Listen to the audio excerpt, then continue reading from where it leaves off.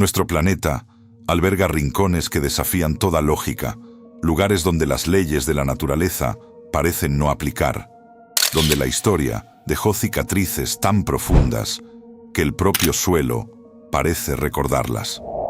Existen más de 197 millones de kilómetros cuadrados de superficie terrestre y en cada rincón inexplorado se esconde algo que la humanidad no ha logrado comprender por completo. Lo que van a ver a continuación no son simples relatos ni historias inventadas para entretener. Son los secretos más profundos de los lugares más perturbadores del mundo. Sitios reales, documentados, verificados, y que aún hoy generan más preguntas que respuestas. Cada nivel que descendamos nos llevará más cerca de lo inexplicable. Bienvenidos al iceberg de los lugares perturbadores.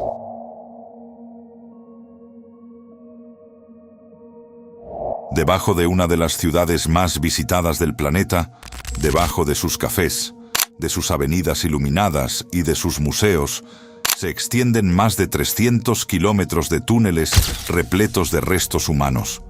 Las catacumbas de París constituyen el mayor osario subterráneo del mundo, y caminar por ellas equivale a transitar entre los vestigios de aproximadamente 6 millones de personas que alguna vez habitaron esta ciudad. Su origen responde a una necesidad urbana desesperada. A finales del siglo XVIII, los cementerios parisinos estaban tan saturados que representaban un riesgo para la salud pública. En 1786, las autoridades decidieron trasladar los restos del cementerio de los Inocentes, el más antiguo de la ciudad, a las antiguas canteras de piedra caliza bajo las calles. Durante más de 12 años, carretas cubiertas con tela negra recorrían París por las noches, acompañadas por sacerdotes que entonaban cantos fúnebres. Los restos fueron organizados en muros de cráneos y huesos largos que forman patrones geométricos, una estética solemne que no estaba pensada para visitantes, sino para dar respuesta a un problema sanitario que la ciudad no podía ignorar. Lo inquietante es lo que se encuentra más allá de la zona habilitada para el público. El área turística abarca apenas una fracción mínima del sistema de túneles. El resto, conocido como Les Carrières, está oficialmente cerrado y es ilegal acceder a él. Pero existe una comunidad clandestina, llamada los catáfilos, que lleva décadas explorando esos pasadizos prohibidos. Han encontrado galerías que no aparecen en ningún mapa oficial, cámaras selladas cuyo contenido jamás fue catalogado, y grafitis que datan del siglo XVII. En 2004, la policía descubrió en las profundidades un cine clandestino completamente equipado con pantalla, proyector, asientos tallados en roca y hasta un bar improvisado. Cuando regresaron 3 días después para investigar, todo había sido desmantelado. Solo quedó una nota en el suelo que decía: "No intenten buscarnos". Para los historiadores, las catacumbas son un monumento a la necesidad logística de una ciudad que creció más rápido que su capacidad para gestionar a sus difuntos. Pero para quienes se han adentrado en las zonas prohibidas, hay algo más bajo esas calles. Sonidos que no deberían existir a esa profundidad. Corrientes de aire sin origen. Temperaturas que descienden sin explicación meteorológica. 300 kilómetros de oscuridad permanente guardan secretos que París prefiere mantener bajo tierra.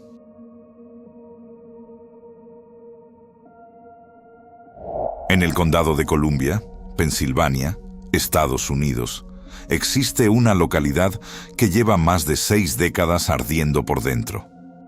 Centralia fue alguna vez un próspero pueblo minero con más de 2000 habitantes, iglesias, comercios y una comunidad estable. Hoy, su población oficial se reduce a un puñado de personas y el código postal fue eliminado por el servicio postal en 2002. Todo comenzó en mayo de 1962. La versión más aceptada indica que una quema controlada de basura en un vertedero ubicado sobre una veta de carbón expuesta se extendió a los depósitos subterráneos de antracita, un tipo de carbón extremadamente denso y rico en carbono. Los intentos por apagar el fuego fracasaron uno tras otro. Se cavaron trincheras, se vertió agua, se inyectó ceniza húmeda. Nada funcionó. El fuego encontró la red de túneles mineros abandonados que se extiende bajo toda la región y se expandió en todas direcciones, alimentándose de un recurso que parecía inagotable. Para los años 80, el suelo comenzó a hundirse sin previo aviso. En 1981, un joven de 12 años llamado Todd Domboski cayó en un sumidero que se abrió repentinamente en el patio de su casa. El agujero tenía 45 metros de profundidad y emanaba gases tóxicos. Fue rescatado a tiempo por un familiar. Ese incidente aceleró la evacuación y en 1984, el Congreso de los Estados Unidos aprobó $42 millones para reubicar a los residentes. Lo difícil de asimilar es que el fuego sigue activo hoy, más de 60 años después. Los geólogos estiman que podría continuar encendido durante 250 años más, alimentado por reservas de carbón que se extienden bajo un área de más de 15 kilómetros cuadrados. Columnas de vapor sulfuroso emergen de grietas en el asfalto. La temperatura del suelo en algunas zonas supera los 400 grados centígrados. La Ruta 61, la carretera principal que atravesaba Centralia, fue cerrada porque el pavimento se agrietó y deformó por el calor subterráneo. Hoy es un tramo fantasma cubierto de grafitis, conocido como la carretera del grafiti. Los pocos residentes que se negaron a marcharse viven literalmente sobre un infierno subterráneo. El gobierno de Pensilvania posee los derechos sobre sus propiedades mediante dominio eminente, pero les permitió quedarse bajo la condición de que no transfieran las escrituras. Cuando el último residente se vaya, Centralia dejará de existir oficialmente, pero el fuego bajo sus calles seguirá ardiendo, completamente indiferente a que alguien lo recuerde o lo olvide.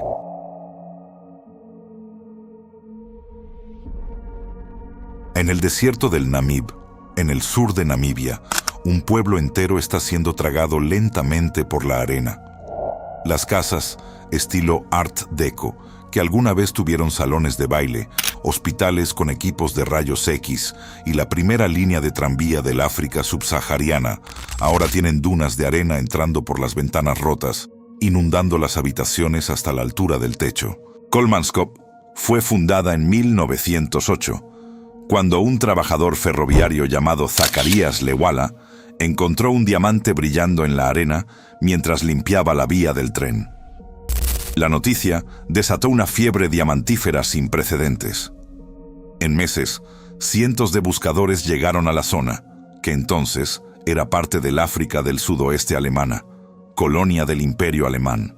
La compañía de Beers tomó el control y construyó un pueblo que parecía arrancado de una ciudad europea. Hospital, escuela, fábrica de hielo, pista de bolos, teatro y un casino. En su apogeo, los habitantes de Kolmanskop recogían diamantes literalmente del suelo, gateando por la arena durante las noches de luna llena, cuando los cristales brillaban sobre la superficie. Se estima que durante los primeros años de producción, la zona generó más de 5 millones de quilates, lo que representaba casi el 12% de la producción mundial de diamantes. Pero para la década de 1920, los depósitos superficiales se agotaron.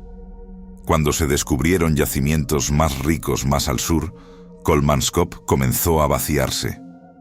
Para 1956, el último residente se marchó. El desierto comenzó su lenta reconquista. Lo que hace a Kolmanskop especialmente inquietante no es solo la imagen de la arena devorando las estructuras, es el silencio. El desierto del Namib es uno de los entornos más silenciosos de la Tierra. Dentro de las casas abandonadas, donde la arena forma olas inmóviles sobre el piso, el único sonido es el crujido ocasional de una estructura que cede al peso de los años. Los fotógrafos que han pasado noches en Kolmanskop para capturar la luz del amanecer, describen una experiencia que va más allá de lo visual. La sensación de estar dentro de un reloj de arena gigante, de presenciar cómo el tiempo borra la huella humana grano a grano. Kolmanskop no fue destruido por una catástrofe, simplemente fue olvidado. Y el desierto, que estuvo ahí antes que los diamantes y que seguirá ahí mucho después, se limitó a reclamar lo que siempre fue suyo.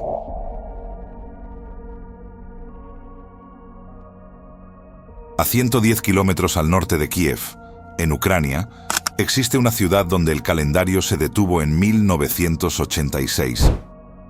Pripyat fue fundada como una ciudad modelo soviética, diseñada para albergar a los trabajadores de la central nuclear de Chernóbil y a sus familias.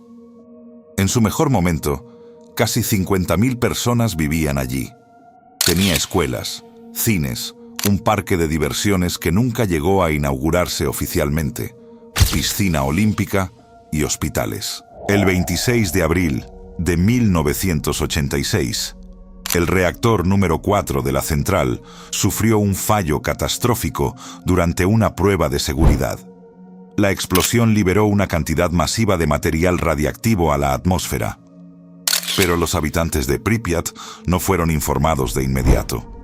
Durante 36 horas, la vida continuó con aparente normalidad. Los niños asistieron a la escuela. Las familias pasearon por las calles. Algunos residentes observaron desde la distancia un resplandor azulado que emanaba de la central, sin comprender su significado. La evacuación se completó el 27 de abril. A cada familia se le dijo que sería temporal, que regresarían en 3 días. Les pidieron que dejaran sus pertenencias. Nadie regresó jamás.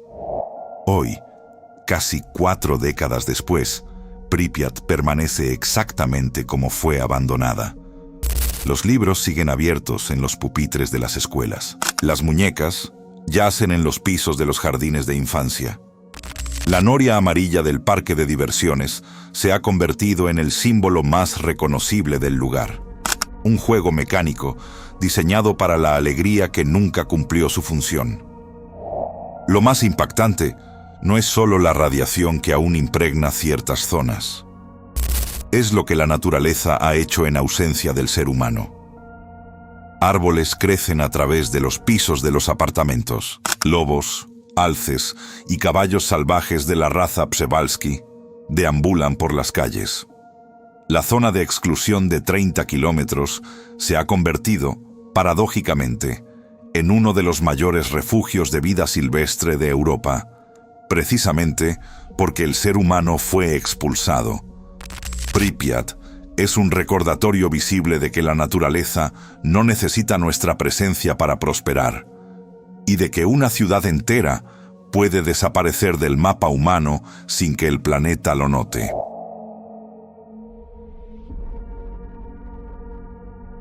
A 15 kilómetros de la costa de Nagasaki, emerge del mar una silueta que parece un buque de guerra abandonado. Es Hashima, conocida como Gunkanjima, la isla del acorazado. Un islote de apenas 6 hectáreas que alguna vez fue el lugar más densamente poblado de la historia de la humanidad y que hoy no alberga a una sola persona. En 1887, la empresa Mitsubishi adquirió la isla para explotar sus ricos depósitos de carbón submarino. Durante décadas, Hashima fue una operación minera flotante. Se construyeron apartamentos de hasta 9 pisos, escuelas, templos, un hospital, tiendas, un cine e instalaciones recreativas. En su momento de mayor ocupación, en 1959, la isla albergaba a 5.259 personas. Eso representaba una densidad de más de 83.000 habitantes por kilómetro cuadrado, la más alta jamás registrada en el planeta. La vida en Hashima era singular. Los residentes vivían en apartamentos diminutos dentro de edificios de concreto diseñados para resistir los tifones del Pacífico. No había árboles, no había parques, no había tierra visible. Todo era concreto, acero y roca volcánica. Los niños crecían sin haber pisado jamás hierba natural. El océano era visible desde cualquier punto, pero la isla estaba rodeada por muros de contención tan altos que las olas solo se escuchaban, nunca se veían desde el nivel de la calle. En 1974, cuando el petróleo reemplazó al carbón como fuente energética dominante, Mitsubishi cerró la operación y evacuó la isla en apenas 3 meses. Los residentes dejaron atrás prácticamente todo. Hoy, Hashima es una ruina de concreto asomándose del océano. Los edificios se desmoronan lentamente bajo el efecto del salitre y los tifones. Las aulas escolares aún tienen pupitres. Los apartamentos conservan televisores y electrodomésticos cubiertos de óxido. Los pasillos que alguna vez estuvieron llenos de voces, ahora solo conducen al silencio. En 2015, Hashima fue incluida en la lista del Patrimonio de la Humanidad por la UNESCO como parte de los sitios de la Revolución Industrial de Meiji. La isla atrae hoy a miles de turistas que navegan a su alrededor y recorren una pequeña sección habilitada. Pero el 90% de las estructuras está prohibido por riesgo de derrumbe. Hashima es una ciudad entera, con toda su infraestructura intacta, pudriéndose lentamente en medio del océano. Un recordatorio de que incluso los lugares donde vivieron miles de personas pueden ser abandonados de la noche a la mañana cuando dejan de ser rentables.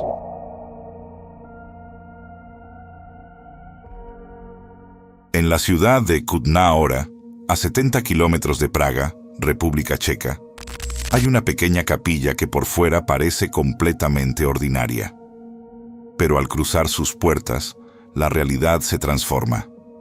Cada centímetro del interior está decorado con huesos humanos, candelabros hechos de fémures, guirnaldas de cráneos, un escudo de armas construido íntegramente con fragmentos óseos. El osario de Sedlec contiene los restos de entre 40.000 y 70.000 personas, organizados como si fueran piezas de una obra artística. La historia comienza en 1278, cuando el abad del monasterio de Sedlec regresó de una peregrinación a Tierra Santa, trayendo consigo un puñado de tierra del Gólgota, el lugar que la tradición cristiana identifica como el sitio de la crucifixión. Esa tierra fue esparcida sobre el cementerio del monasterio, convirtiéndolo en uno de los lugares de enterramiento más codiciados de Europa Central. Miles de personas solicitaron ser sepultadas allí, creyendo que la tierra sagrada los acompañaría en el más allá. Las epidemias del siglo XIV y los conflictos del siglo XV llenaron el cementerio más allá de su capacidad. En 1511, un monje fue encargado de exhumar los restos para hacer espacio. Los apiló en la cripta. Allí permanecieron durante siglos, hasta que en 1870 la familia Schwarzenberg contrató al tallador František Rindt para organizarlos. Rindt no se limitó a apilarlos, los limpió, los blanqueó y los transformó en elementos decorativos. Lo que resulta difícil de procesar es la meticulosidad de la obra. Rindt utilizó cada uno de los esqueletos disponibles. El candelabro central del techo contiene al menos un ejemplar de cada hueso del cuerpo humano. Las guirnaldas que recorren las bóvedas están compuestas por cientos de cráneos conectados por cadenas de vértebras. Y en la pared derecha, Rindt firmó su obra, su propio nombre deletreado con falanges humanas. No existe ningún registro de que consultara con la Iglesia sobre la pertinencia de convertir restos en decoración. Los visitantes describen una sensación difícil de categorizar. No es miedo exactamente, sino una conciencia repentina de la mortalidad. Cada hueso perteneció a alguien con un nombre, una historia, una vida completa. Y ahora forma parte de un candelabro. La Iglesia Católica sigue celebrando oficios religiosos en la capilla.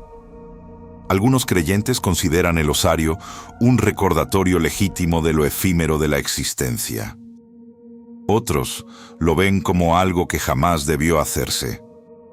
Lo que resulta innegable es que nadie sale de Sedlec sin haberse cuestionado al menos por un instante qué queda de nosotros cuando dejamos de existir.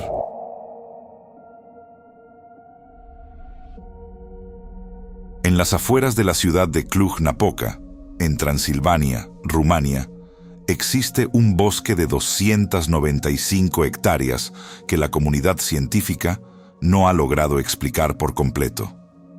Hoia Baciu es conocido internacionalmente como uno de los bosques más enigmáticos del planeta, y a diferencia de muchos lugares con reputaciones similares, este tiene documentación que respalda parte de su fama. El bosque debe su nombre a un pastor que supuestamente desapareció junto con su rebaño de 200 ovejas dentro de la arboleda, sin que se encontrara jamás un solo rastro. Pero lo que puso a Hoia Baciu en el mapa internacional fue una fotografía tomada el 18 de agosto de 1968 por el técnico militar Emil Barnea. La imagen muestra un objeto discoidal, plateado suspendido sobre el claro central del bosque. Una zona circular de aproximadamente 200 metros, donde no crece absolutamente nada. Barnea entregó la fotografía al periódico local y fue analizada sin que se determinara manipulación con la tecnología disponible en esa época. Los árboles de Hoia Baciu son, por sí solos, una anomalía. Muchos de ellos crecen con espirales pronunciadas, curvas y giros que desafían la dirección natural del crecimiento vegetal. Los biólogos han estudiado este fenómeno durante décadas sin encontrar una causa definitiva. Se han medido niveles inusuales de actividad electromagnética en el claro central, y varios equipos de investigación han registrado variaciones de temperatura de hasta 10 grados centígrados en distancias de apenas unos metros. En 1971, el investigador Adrian Patrutz, profesor de química de la Universidad Babeș-Bolyai, inició un estudio sistemático del bosque que se extendió por más de 40 años. Patrutz documentó cientos de testimonios de personas que reportaron fenómenos dentro del bosque.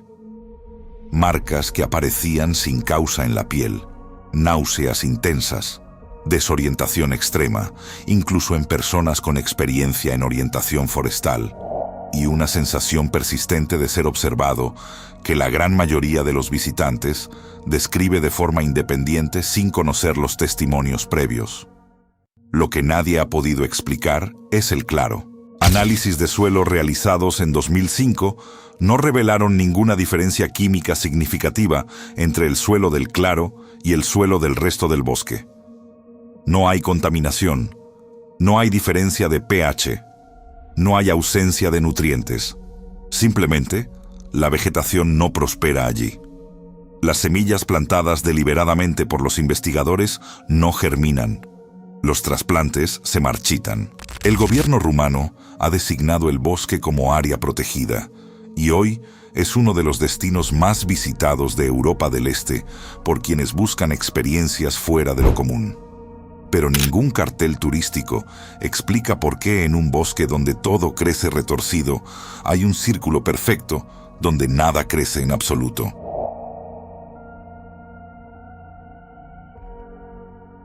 En la localidad de Milton, West Dunbartonshire, Escocia, hay un puente de estilo victoriano, construido en 1895, que ha generado un fenómeno que ni veterinarios, ni biólogos, ni ingenieros han podido explicar satisfactoriamente.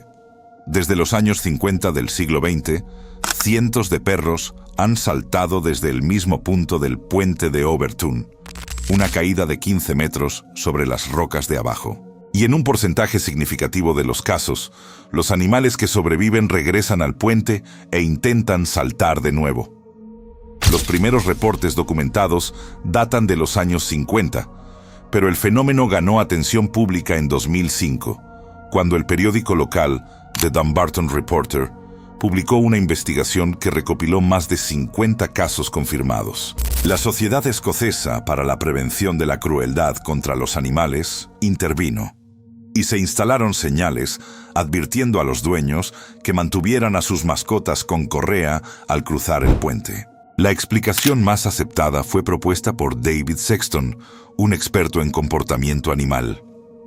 Sexton realizó un estudio en el que concluyó que los bisones, roedores cuyo olor es extremadamente atractivo para los perros, habitan en la base del puente, entre la vegetación densa que crece bajo los arcos. El olor sube por los muros y, según Sexton, los perros de razas con hocico largo como collies, labradores y golden retrievers se lanzan hacia el olor sin comprender que hay una caída al otro lado del muro de granito, que es lo suficientemente alto para bloquear su campo visual.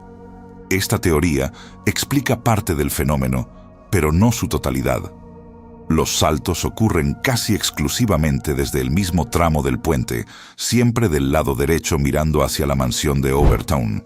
Los perros saltan en días claros con mayor frecuencia que en días lluviosos, cuando el olor técnicamente debería dispersarse más.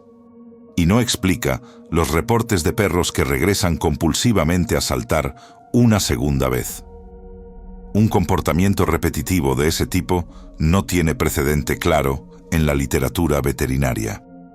La mansión de Overtown, que se encuentra junto al puente, tiene su propia historia singular. Los residentes locales la han asociado durante generaciones con energías que describen como diferentes.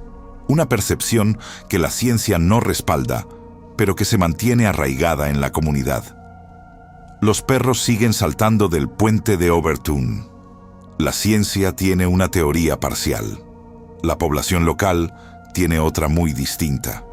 Y los perros, que no pueden contarnos qué perciben en ese punto exacto del puente, simplemente siguen respondiendo a algo que nosotros no podemos detectar.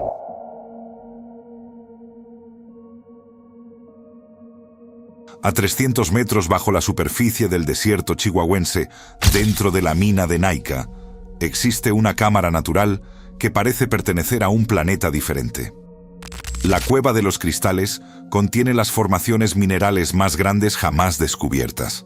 Columnas de selenita, una variedad de yeso cristalino que alcanzan hasta 12 metros de largo y 2 metros de diámetro, con un peso estimado de 55 toneladas cada una. La cueva fue descubierta accidentalmente en el año 2000 por los hermanos mineros Eloy y Javier Delgado, quienes perforaban un nuevo túnel de ventilación para la empresa Industrias Peñoles. Al abrir la pared de roca, se encontraron con una cavidad de cristales tan enormes que inicialmente dudaron de lo que estaban viendo. Columnas translúcidas que atravesaban la cámara en todas direcciones, algunas horizontales, otras diagonales, creando un espacio que parecía el interior de una geoda colosal. Pero la belleza de la cueva esconde un peligro invisible. La temperatura dentro de la Cueva de los Cristales oscila entre 45 y 50 grados centígrados, con una humedad relativa que alcanza el 100%. Estas condiciones hacen que los pulmones humanos no puedan intercambiar oxígeno de manera eficiente. Sin equipo especializado de refrigeración, una persona no podría permanecer consciente más de 10 minutos. Los investigadores que han logrado entrar utilizan trajes con sistemas de enfriamiento interno y limitan sus estancias a un máximo de 45 minutos bajo estricto protocolo médico. Los cristales de Naica se formaron durante un periodo de al menos 500.000 años, sumergidos en agua mineral sobresaturada de sulfato de calcio a temperatura constante, alimentada por una cámara magmática que yace debajo. La actividad minera drenó accidentalmente el agua en los años 80, revelando los cristales al aire por primera vez en su existencia. Lo inesperado vino después. En 2017, la directora del Instituto de Astrobiología de la NASA, Penelope Boston, anunció el descubrimiento de microorganismos atrapados dentro de las inclusiones fluidas de los cristales que podrían tener entre 10.000 y 50.000 años de antigüedad. Estos organismos habían sobrevivido en un estado de latencia, alimentándose de minerales como hierro y manganeso. Al ser extraídos en condiciones de laboratorio, algunos de ellos mostraron señales de actividad biológica. Este hallazgo tiene implicaciones directas para la astrobiología, ya que demuestra que la vida puede persistir en condiciones que se consideraban absolutamente estériles durante periodos de tiempo difíciles de comprender. En 2015, la empresa Peñoles dejó de bombear agua de la mina. y la cueva comenzó a inundarse nuevamente. Los cristales están desapareciendo bajo el agua, volviendo al estado en que permanecieron durante milenios. La ventana de oportunidad para estudiarlos puede haberse cerrado definitivamente. Lo que creció en silencio durante medio millón de años fue expuesto durante apenas 15, y ahora el agua vuelve a reclamarlo. Dentro de esos cristales, organismos que llevaban dormidos decenas de miles de años demostraron que la vida encuentra caminos que la ciencia todavía está aprendiendo a comprender.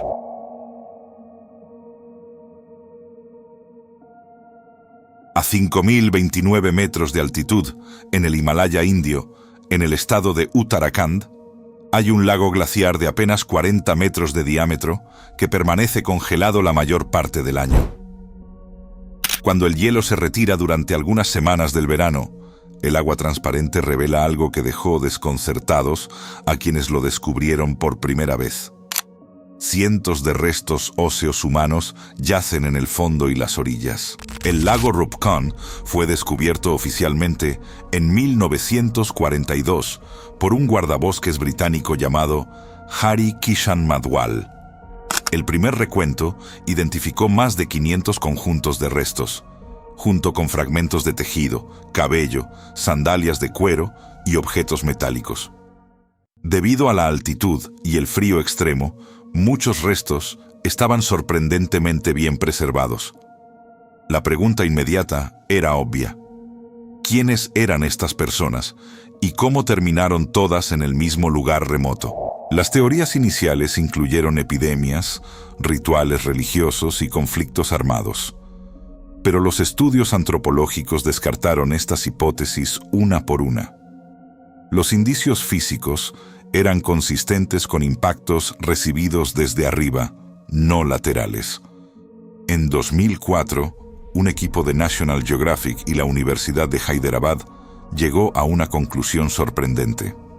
Las personas habían perecido durante una tormenta de granizo de una severidad extrema, atrapadas al descubierto en un valle de alta montaña sin ningún refugio posible. El análisis de carbono 14 fechó los restos principales alrededor del año 850 de nuestra era. Sin embargo, un estudio genético publicado en 2019 en la revista Nature Communications reveló algo completamente inesperado. Los restos no pertenecían a un solo grupo ni a un solo evento temporal.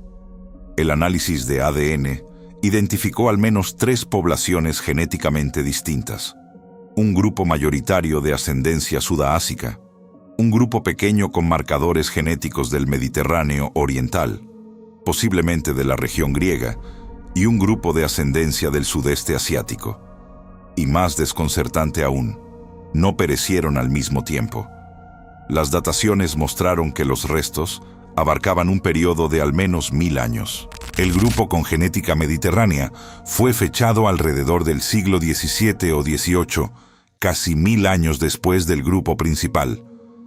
Esto significa que el lago Rupkund no fue escenario de una sola catástrofe, sino de múltiples eventos separados por siglos, en el mismo lugar exacto de un lago remoto a más de 5000 metros de altitud. ¿Qué hacía un grupo de personas con genética del Mediterráneo oriental en un lago glaciar aislado del Himalaya indio en el siglo XVII?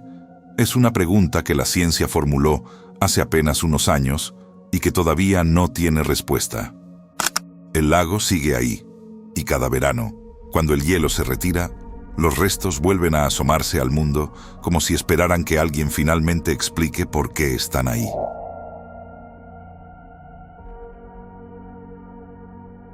Entre Venecia y el Lido, en la laguna veneciana, hay una pequeña isla de aproximadamente 7,5 hectáreas que el gobierno italiano ha mantenido cerrada al público durante décadas.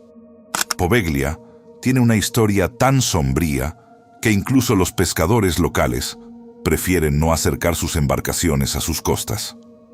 Y a diferencia de muchos lugares cuya reputación se basa en rumores, la historia verificable de Poveglia es suficiente para comprender por qué la isla permanece vacía. La isla fue utilizada como punto de cuarentena a partir del siglo XIV, durante las epidemias que azotaron Europa.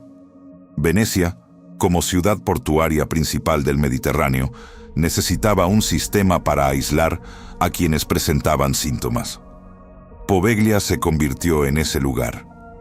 Durante siglos, la isla funcionó como estación de aislamiento, recibiendo a miles de personas que llegaban y en muchos casos no regresaban. Las estimaciones históricas sugieren que una cantidad extraordinariamente alta de personas pasó sus últimos días en esa isla a lo largo de varios siglos de uso. En 1822, la isla fue reconvertida en una institución psiquiátrica que operó hasta 1968.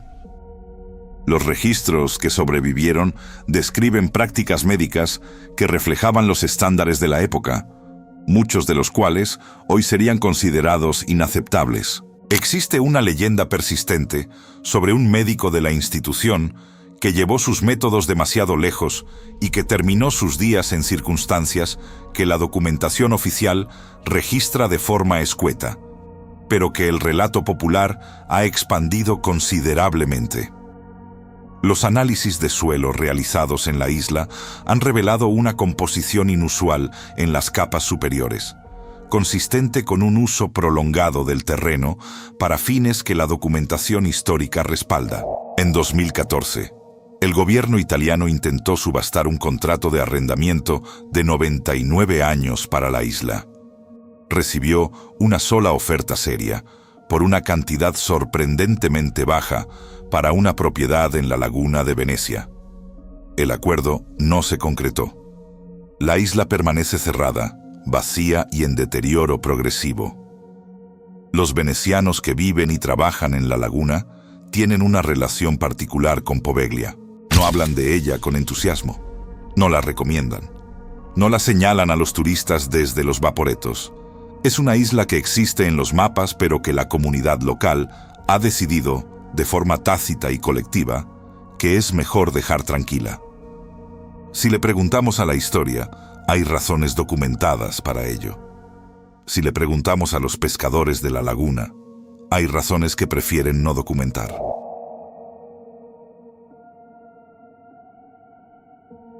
En 1986, mientras ingenieros rumanos evaluaban el terreno para la construcción de una planta industrial cerca de la ciudad de Mangalia, en la costa del Mar Negro, una perforación de rutina reveló algo que no estaba en ningún mapa geológico.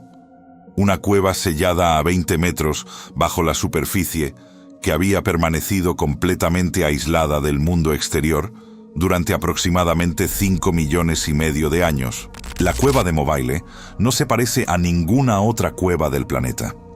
Su atmósfera contiene entre 100 y 200 veces menos oxígeno que el aire de la superficie, y concentraciones significativas de sulfuro de hidrógeno y dióxido de carbono. No hay luz. No hay conexión con aguas superficiales. Las pruebas de datación del agua y del aire atrapado en su interior confirmaron lo que parecía inverosímil. Ninguna molécula del exterior había entrado en ese espacio en millones de años. Lo que los científicos encontraron dentro fue aún más impactante que el aislamiento en sí mismo. La cueva alberga un ecosistema completamente independiente, con al menos 48 especies de organismos, de las cuales 35 son endémicas, es decir, no existen en ningún otro lugar de la Tierra. Hay arañas, sanguijuelas, escorpiones acuáticos, gusanos y bacterias que han evolucionado durante millones de años en completa oscuridad y sin oxígeno atmosférico. La base de la cadena alimentaria no es la fotosíntesis, como en prácticamente todo el resto del planeta, sino la quimiosíntesis. Las bacterias obtienen energía de reacciones químicas con el sulfuro de hidrógeno disuelto en el agua.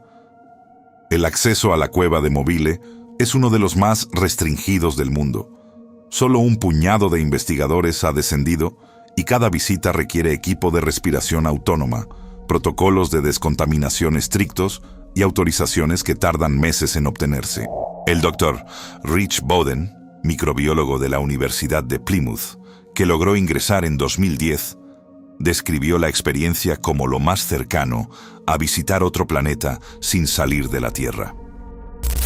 La importancia de Mobile trasciende la biología terrestre. La NASA y la Agencia Espacial Europea han estudiado la cueva como un análogo terrestre de los entornos donde podría existir vida en otros cuerpos del sistema solar. Las condiciones de Mobile, oscuridad total, atmósfera tóxica, aislamiento absoluto, agua rica en compuestos sulfurosos, se asemejan a lo que los científicos creen que existe bajo la superficie de lunas como Encélado y Europa. Si la vida prosperó en Mobile durante 5,5 millones de años sin un solo rayo de sol, las implicaciones para la astrobiología son profundas. Lo que resulta difícil de asimilar es la escala temporal. Cuando la cueva de Mobile quedó sellada, los seres humanos no existían. Ni siquiera existía el género Homo. Los ancestros más directos de la humanidad caminaban por las sabanas africanas, y faltaban millones de años para que algo remotamente parecido a una civilización apareciera en la superficie. Durante todo ese tiempo, en la oscuridad absoluta bajo la tierra rumana, un ecosistema completo evolucionó, se diversificó, se adaptó y prosperó en completo silencio, sin saber que arriba estaba ocurriendo todo lo demás. La cueva de Mobile es la prueba tangible de que la vida no necesita ni luz, ni oxígeno, ni contacto con el exterior. Solo necesita tiempo y química. Y eso cambia fundamentalmente lo que podemos esperar encontrar cuando finalmente miremos debajo de la superficie de otros mundos.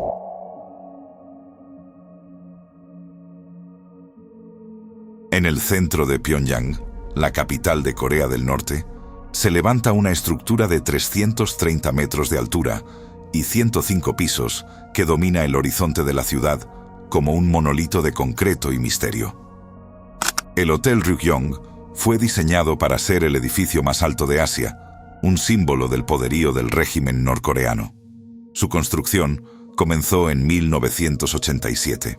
39 años después, nunca ha sido abierto al público, nunca ha recibido un huésped, y su interior permanece como uno de los espacios inaccesibles más grandes del mundo moderno. El proyecto fue concebido como una respuesta directa al Stanford Hotel de Singapur, que había sido construido por una empresa surcoreana y ostentaba en ese momento el récord del hotel más alto del mundo. El régimen de Kim Il-sung no podía permitir que Corea del Sur tuviera esa distinción, aunque fuera de forma indirecta. El diseño contemplaba 3.000 habitaciones, 5 restaurantes giratorios en la cúspide piramidal y un acabado exterior de vidrio reflectante.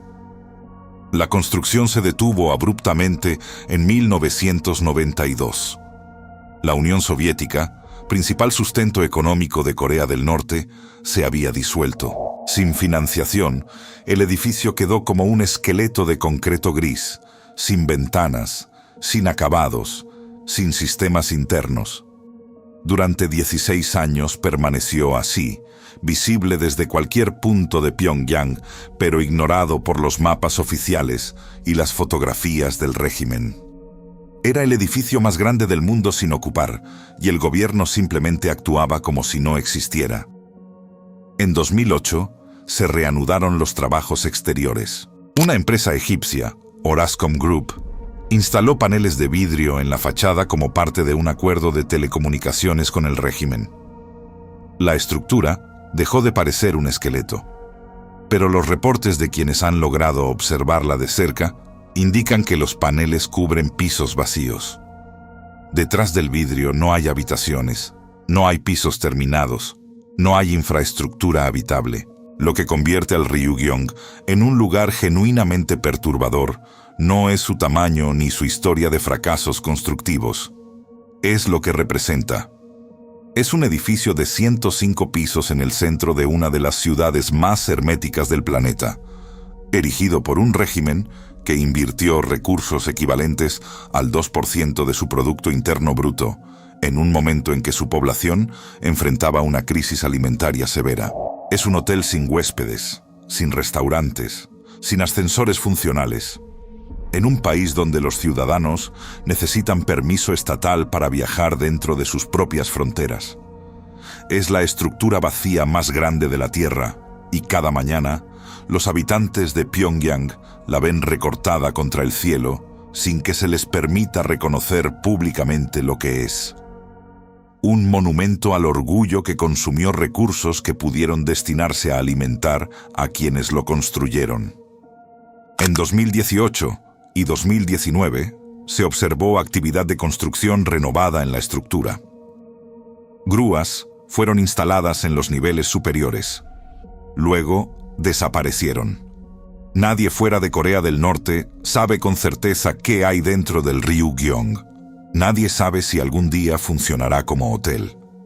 Nadie sabe siquiera si la estructura es segura después de 4 décadas de exposición a los elementos sin mantenimiento adecuado. El Hotel Ryugyong es visible desde el espacio. Es uno de los edificios más fotografiados por satélite del planeta. Y es, simultáneamente, uno de los espacios interiores más desconocidos de la civilización contemporánea. 330 metros de altura, 105 pisos, casi 4 décadas, y ni una sola persona ha dormido una sola noche dentro de sus paredes. Hemos descendido 5 niveles. Desde las catacumbas bajo las ciudades más admiradas del mundo, hasta los rincones donde la ciencia se detiene y las preguntas comienzan. Cada uno de estos lugares existe. Cada una de estas historias ha sido documentada. Y sin embargo, la pregunta más perturbadora no es ¿qué hay en el fondo del iceberg?, sino ¿qué queda por debajo de lo que acabamos de recorrer? Porque si algo demuestra este viaje, es que nuestro planeta no ha revelado ni una fracción de lo que esconde, y algunos de esos secretos no parecen querer ser encontrados.